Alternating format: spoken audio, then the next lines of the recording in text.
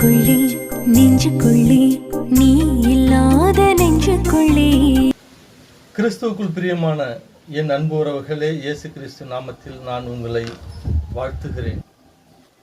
பிரியமானவர்களே, யோவான் எழுதிய சுவிசேஷத்தில் 8வது அதிகாரம் படித்து பார்க்கும்போது ஒரு சம்பவத்தை படித்து அதில் இருக்கிற சில காரியத்தை நம்ம தியானித்து நம்முடைய வாழ்க்கையில் நாம் இழந்து போனதை, நாம் தொலைந்து போனதை நாம் பெற்றுக்கொள்ள இன்று தியானிப்போம்.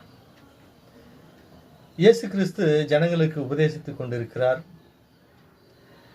அப்போ அவருக்கு முன்னாடி ஒரு ஸ்திரியை நிற்க வைக்கிறாங்க. அந்த ஸ்திரீ யாருன்னு கேட்டிங்கன்னா, விபச்சாரத்தில் கையும் களவுமா பிடிக்கப்பட்ட ஒரு பெண். அந்த பெண்ணுடைய மனநிலைமை நீங்கள் யோசித்து பார்த்தீங்கன்னா, மரணத்திற்கு சமீபமாக நின்று கொண்டிருக்கிற மகள். அடுத்த நொடி நம்ம எல்லாரும் கல்லால் அடித்து சாகடிக்க போகிறாங்க அப்படின்ற ஒரு கலக்கம், பயம், மரண வேதனையில் அந்த மகள் நின்று கொண்டிருக்கிறாள். அந்த மகள் தன்னுடைய இருதயத்தில் என்னென்னலாம் சிந்திச்சிருப்பாங்கன்னு பாருங்க. நான் நினைக்கிறேன் அந்த மகள் தன்னுடைய பாவத்தை குறித்து வருந்தி இருப்பாள், தன்னுடைய பாவத்தை குறித்து வேதனை அடைஞ்சிருப்பாள். ஐயோ, தெரியாமல் செஞ்சிட்டோமே, இந்த ஒரு முறை நம்ம மன்னிச்சு விட மாட்டாங்களா அப்படின்லாம் நினைச்சிருப்பாள். அப்போ அந்த மாதிரியான நேரத்தில் சுற்றி இருந்த மக்கள் கற்களோடும் தடிகளோடும் அந்த மகளை சாகடிக்க நின்று கொண்டிருக்கிறார்கள். இயேசுகிட்ட கேட்குறாங்க, மோசேயினுடைய நியாயப்பிரமாணத்தில் இப்படிப்பட்ட பெண்ணை கல்லெறிந்து சாகடிக்க வேண்டும் என்று சொல்லுகிறது. நீங்கள் என்ன சொல்கிறீங்க? அன்பு, சமாதானம், மன்னிப்புலாம் சொல்கிறீங்க இல்லையா? நீங்கள் என்ன சொல்கிறீங்கன்னு சொல்லி அந்த மக்கள் கேட்டுக்கொண்டே நிற்கிறார்கள். இயேசு கிறிஸ்து எழுந்து அவர்களை ஒரு பார்வை பார்த்தார். நேராக நின்று அவர்கள் எல்லாரும் ஒரு பார்வை பார்த்தார். அந்த பார்வைக்குள்ளாக பல அர்த்தங்கள் இருக்கிறது. நீங்க எல்லாரும் கல்லெறிய நிற்கிறீங்க, நீங்க எல்லாம் யோகியர்களா, நீங்க எல்லாம் நீதிமான்களா என்று அவருடைய பார்வை. அவர் இயேசு கிறிஸ்து ஒரு சொல்றாரு, இங்கே நிற்கிறவர்களில் பாவம் இல்லாதவன் முதல் கல்லை எறியட்டும். எல்லாரையும் சொல்லலை, ஒரே ஒரு ஆள், பாவம் இல்லாத ஆள், ஒரு கல்லை அடிச்சிருங்க, அதுக்கப்புறம் மீதி எல்லாரும் அடிச்சிடலாம். அப்போ எல்லாரும் பார்க்குறாங்க. அந்த நேரத்தில் என்ன நடந்திருக்குன்னு நான் யோசித்து பார்த்தா, இயேசு கிறிஸ்துவனிடத்திலிருந்து புறப்பட்ட அந்த வார்த்தை ஒவ்வொருவனுடைய இருதயத்தையும் கலங்கடிக்க பண்ணுகிறது.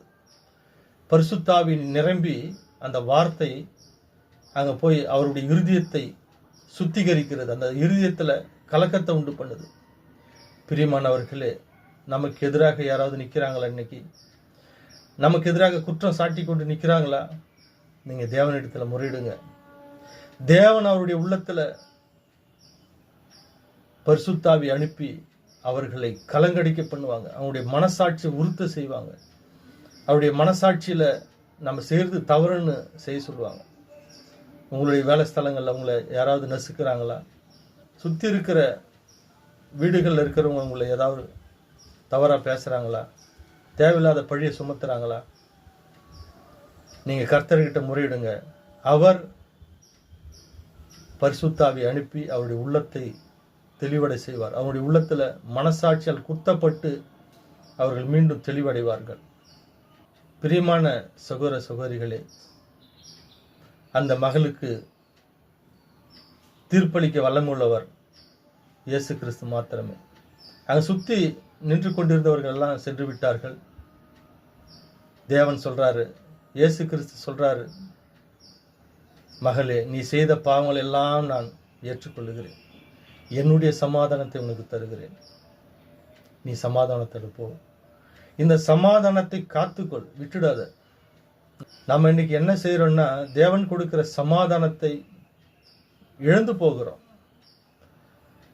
பாவம் செய்து மன்னிப்பு கேட்டு சமாதானத்தை பெற்றுக்கொண்ட பிறகு மீண்டும் அதை இழந்து போகிற பிள்ளைகளாக இருக்கிறோம்.